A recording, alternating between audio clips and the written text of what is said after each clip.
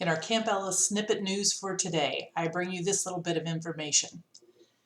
In a master's thesis written by Virginia L. Martin, who went to school at Western Illinois University, she sources a book by the name of The History of Army Service Forces Units Training Center, Camp Ellis, Illinois. And it talks about the amount of soda pop and ice cream that was served on dedication day in July of 1943 at Camp Ellis. 273,000 bottles of soda pop were served that day and 7,000 gallons of ice cream. That's a lot. Now keep in mind that most people will tell you about 35,000 people attended dedication day, that really hot summer day in July. But there were probably around 44,000 troops there at the same time.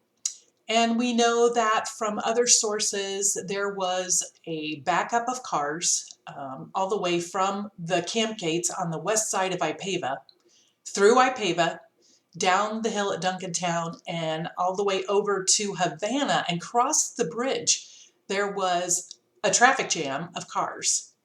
And this is 1943, in the middle of the war. People were not traveling with only one or two people in a car. They would have loaded up everyone because gasoline was rationed. So there were probably 3 or 4, 5, 6 people in a car at a time. That is a lot of cars between those two areas. So I have a tendency to believe there were a lot more people at the camp on dedication day than what we have written in the newspapers. Marion Cornelius, who is the owner of the museum in Ipava, thinks that number is somewhere around 250,000, 250,000 people. And after doing some reading, I tend to think he's probably right. If you think of the 44,000 soldiers, and you think of all the other people who were there, including the people who drank the 273,000 bottles of soda pop, you gotta think there it surely was not a case of people drinking 3 or 4 sodas a person. If there were 70,000 people and they had 4 bottles of soda pop, that would be 280,000 bottles of soda pop. 1943, no way. People didn't drink that much soda pop, not like we do today. Maybe one on a special occasion like this. When I was a kid in the 1960s, we might have had one a week, and I had to share it with my sister, and I turned out fine. But it also brought to mind the thought that 273,000 bottles, and remember these are glass bottles because plastic wasn't used then, all those bottles had to be stored someplace in order to turn them back in. 273,000 bottles of soda pop.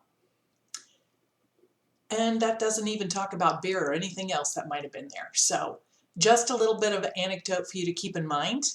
And when you sometimes think that it doesn't mean a whole lot to put insignificant numbers in a diary or in a writing that you're putting, you're wrong, because social historians want to know things like this. And by looking at the number of 273,000 soda bottles, we can figure out that probably there was about 250,000 people at Camp Ellis on dedication day. So no matter how insignificant numbers may seem to you in light of what you're writing, they're very important. Keep track of minute details. It adds to the flavor and the tapestry of the history and gives us a better indication as to what is correct or what is more near correct than what we may have from 1 or 2 sources.